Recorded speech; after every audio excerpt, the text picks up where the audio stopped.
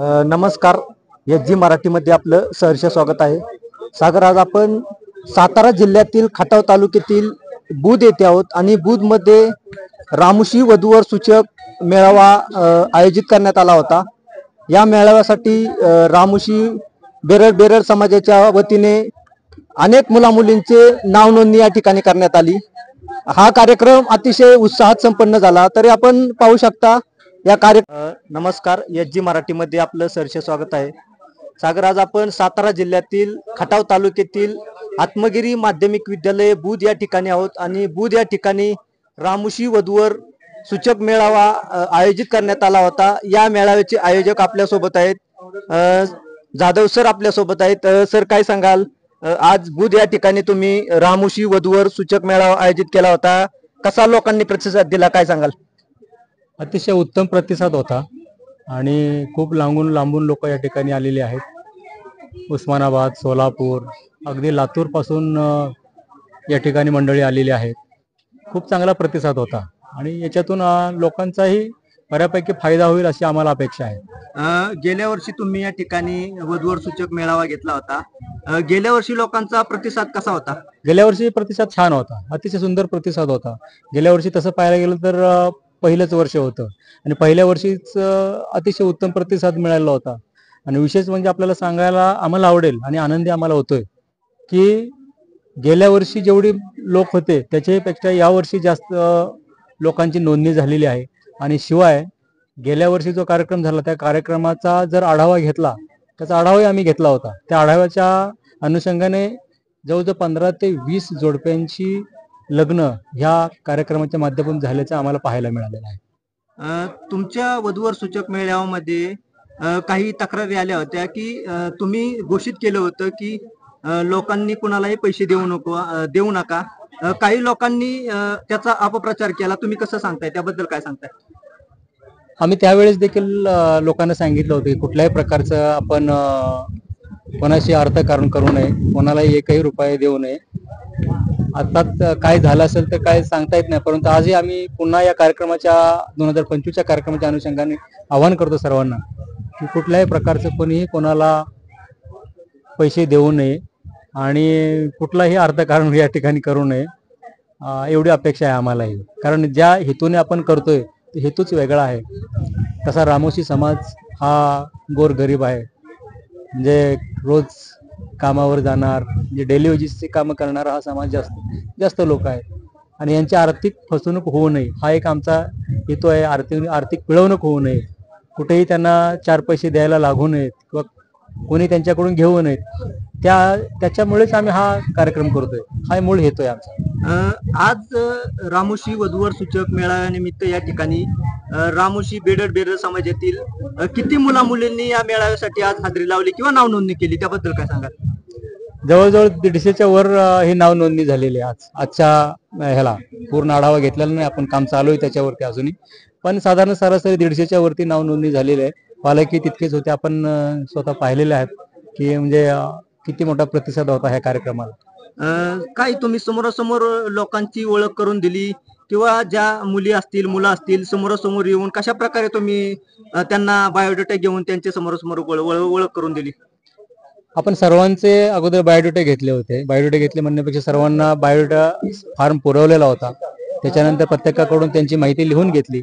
लिहून घेतल्यानंतर प्रत्येकाचं नाव पुकारून प्रत्येकाला आपला परिचय द्यायला लावला. त्याच्यानंतर परिचयाच्या नंतर त्यांना आपण थोडा वेळ भोजनासाठी दिला होता. आपण पाहिलं ते, म्हणजे भोजन झाल्यानंतर पुन्हा त्यांच्याशी परिसंवाद होता की जेणेकरून आपण एकमेकांची तुमची तिथे हे होईल, ओळखी होतील, आपल्याला काय अपेक्षा आहे काय नाही हे आपल्याला माहिती घेता येईल. त्या अनुषंगाने आपण तो परिचय त्यांचा करून दिलेला होता.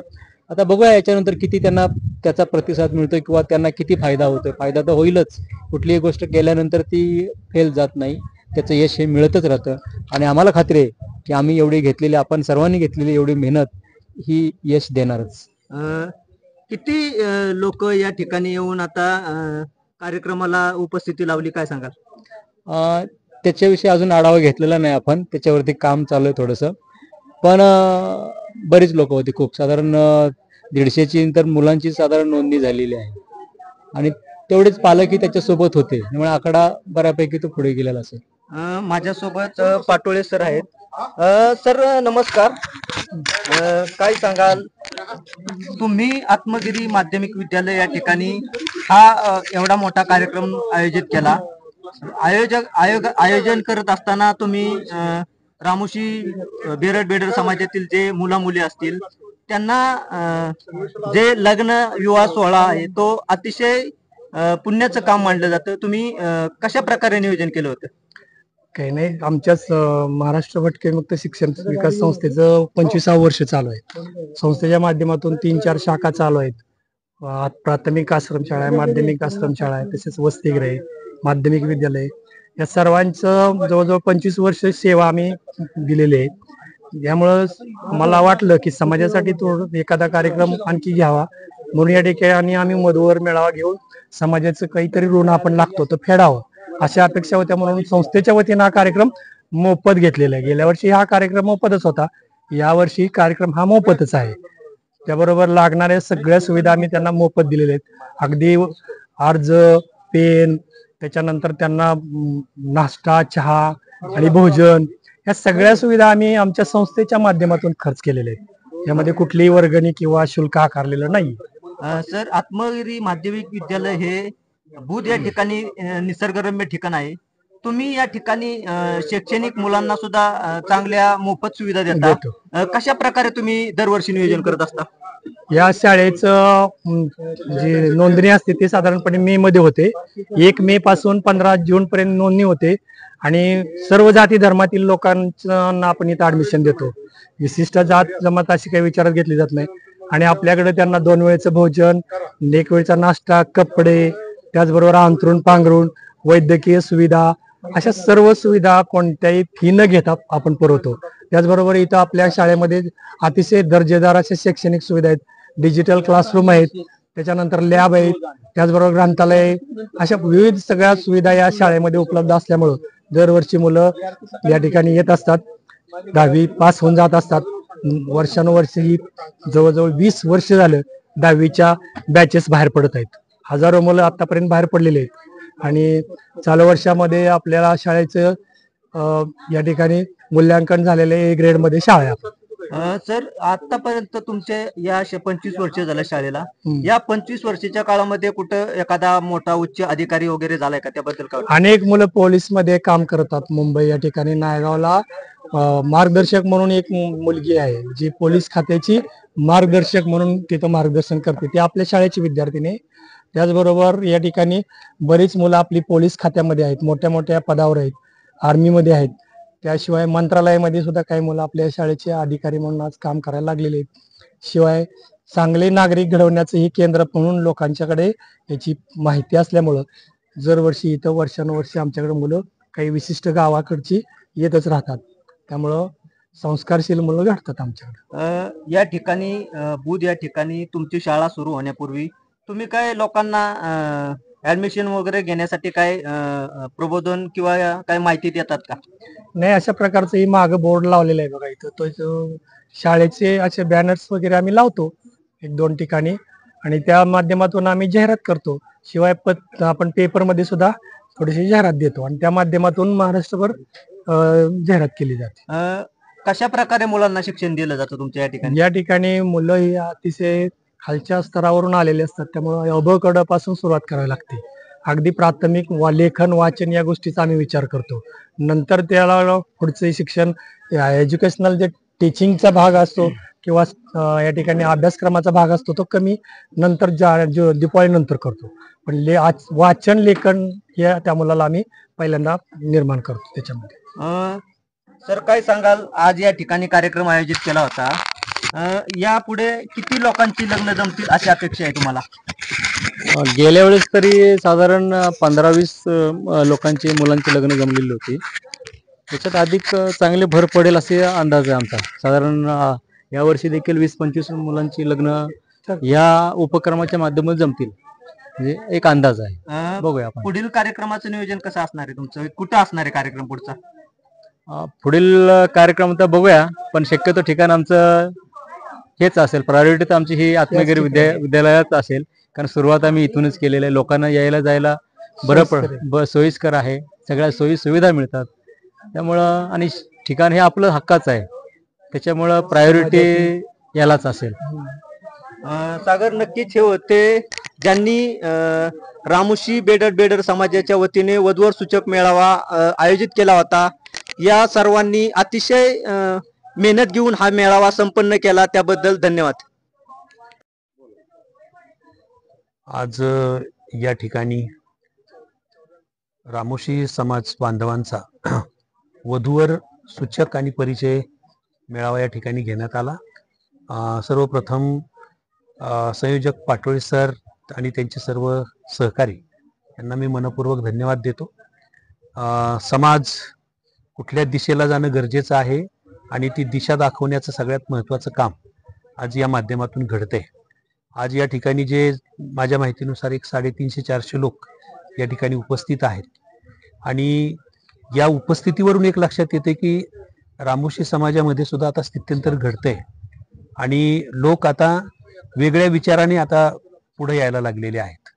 ज्या अर्थी इथं 350-400 लोक आले त्या अर्थी समाजाची शैक्षणिक स्थिती आपल्या लक्षामध्ये येते आहे. इथे जे बायोडाटा वाचले गेले किंवा जे मुलं मुली इथे येऊन त्यांनी आपलं सादर केलं त्याच्यामध्ये सुद्धा हायली क्वालिफाय मुलं आम्हाला खूप दिसली आणि त्यांच्या सामान्य अपेक्षा याची जाणीव झाली. म्हणजे मुलीची अपेक्षा आहे की मुलगा होतकर असावा, चांगल्या घरातला असावा, संस्कारी असावा. त्याप्रमाणे मुलाची अपेक्षा की आई वडिलांना माझ्या अंतर देणार नाही अशी मुलगी असावी. म्हणजे एकंदरीत प्रगतीकडे झेप घेताना सुद्धा आपली जी कौटुंबिक व्यवस्था आहे, आपली जी कुटुंब पद्धती आहे, आपल्या आईवडिलांनी खडतर कष्ट करून आपल्याला शिकवलेलं आहे याची जाणीव या मुलांच्या मनोगतातून आपल्याला इथं दिसली आणि हे खूप महत्वाचं असा बदल मला या समाजाच्या माध्यमातून या ठिकाणी दिसला. वारंवार असे जर मेळावे या ठिकाणी आयोजित करण्यात आले तर समाजातील अनेक लोकांचा त्याला प्रतिसाद मिळेल. आमच्यासारखे जे काही थोडेफार शिकलेले आहेत आणि कमवत आहोत अशा लोकांचाही हातभार या मेळाव्यासाठी लागणं गरजेचं आहे असं मला वाटतं. मी संयोजकांना खरं तर विनंती करेन की इथून पुढच्या कार्यक्रमामध्ये अशा इच्छुक जे स्वयं इच्छित आहेत की आम्ही काहीतरी या मेळाव्यासाठी देऊ शकतो आपल्याला मदत म्हणून, तर मदत असेल, मार्गदर्शन असेल किंवा अन्य कुठलाही कॉन्ट्रीब्युशन असेल आमचं, त्या माध्यमातून आम्ही करायला तयार आहोत. कारण समाज बदलतोय, ही समाजाला मिळालेली जी वाट आहे ती वळू नये, त्याला वळण पडू नये, या भूमिकेतून जर हे काम पुढे चालू राहिलं तर मला वाटतं समाजाचं भलं होईल. आजच्या काळात ही अत्यंत गरज आहे. आजचा हा मेळावा यशस्वी झाला असं मला वाटतं. सर, तुम्ही सकाळपासून या ठिकाणी आला, या रामोशी वधूवर समाजाचा मेळावा जो संपन्न केला, तुम्हाला कार्यक्रम बघितल्यानंतर कसं वाटलं?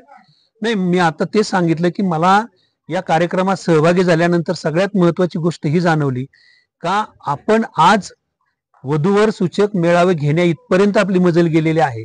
म्हणजे आपल्याकडे मागणी वाढलेली आहे, आपल्याला सोर्सेस तयार करायचे आहेत, ऑप्शन्स आपल्याला आता मिळवायचे आहेत आणि त्या दृष्टीनं समाजातील आपल्या समाजातील जे शिकलेले लोक आहेत, जे उच्च शिक्षित मुलं मुली आहेत, त्यांच्या दृष्टीनं हा मेळावा इथं भरवला गेला आणि त्या माध्यमातून आता अनुरूप अशा जोड्या म्हणूया किंवा काही संवादातून, काही संपर्कातून आता इथून पुढच्या काळामध्ये ही चर्चा सुरू राहील आणि त्या माध्यमातून एक चांगले दोन कुटुंब, दोन परिवार एकत्र येऊन तिथून पुढे परत समाजाचं भलं करण्याचं शपथ ते घेतील असं या मेळाव्याच्या एकूण आयोजनातून आणि आलेल्या लोकांच्याकडे पाहून मला वाटतं.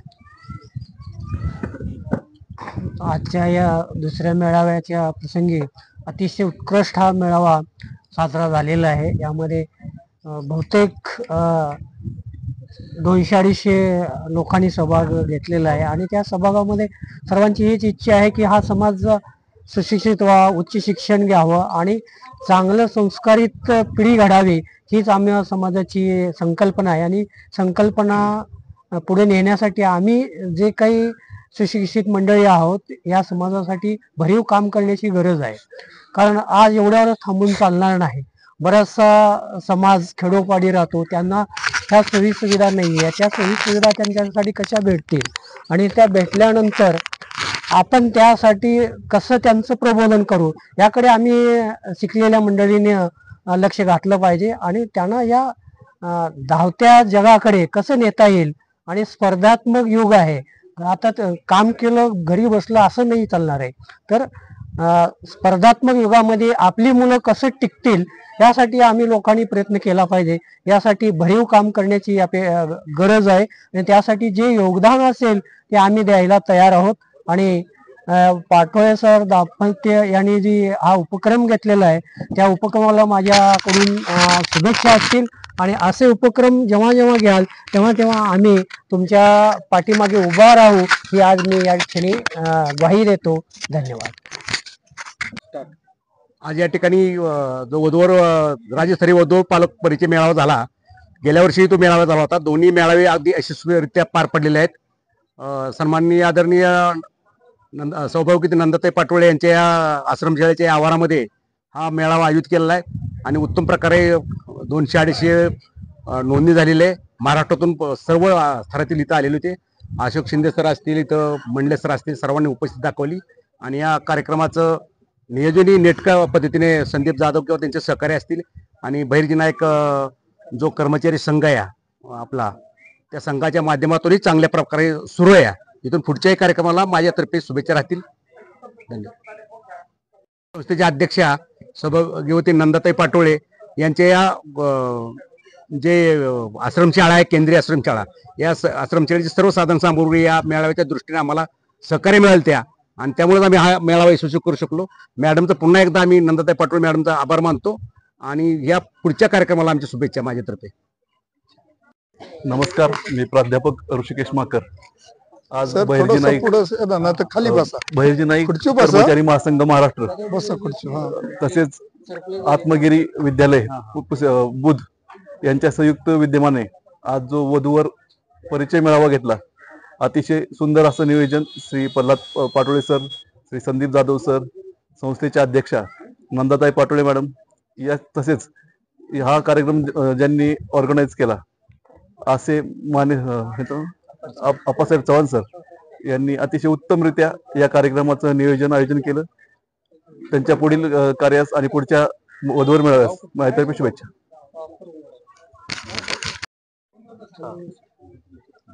आत्मगिरी विद्यालय बुध या ठिकाणी वधूवर परिचय मेळावा झाला. तर बहिर्जी नाईक आमची टीम, सहकारी नोकरदार वर्ग आणि